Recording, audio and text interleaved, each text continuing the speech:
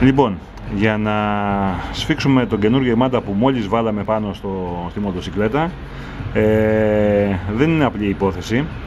Δεν είναι όπως είναι στα αυτοκίνητα που το σφίγγουμε βάσει της αίσθησής μας στο χέρι. Για να σφίξουμε τον ημάντα σωστά, η BMW θέλει συγκεκριμένα πράγματα, συγκεκριμένες δυνάμεις. Αυτό πώς μπορούμε να το πετύχουμε? Σε αυτό εδώ το σημείο υπάρχει μία μικρή καστανίτσα η οποία μετακινεί τη γεννήτρια πάνω κάτω. Αυτό γίνεται πώς? Όταν προσαρμόσουμε ένα Allen κλειδί σε αυτό το σημείο και πιέζοντας ανάποδα προς το σφίξιμο, όλη η γεννήτρια μετακινείται προς τα πάνω, βλέπετε? Και ο ημάντας σφίγγει.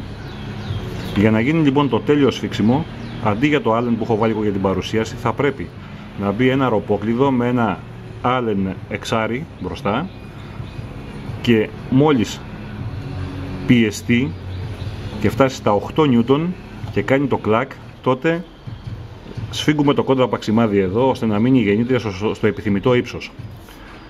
Στη συνέχεια σφίγγουμε και τις άλλες δύο βίδες, μία και μία δύο που είναι πάνω και αριστερά από τη γεννήτρια, και έτσι έχουμε πλέον το επιθυμητό σφίξιμο του ημάντα μας.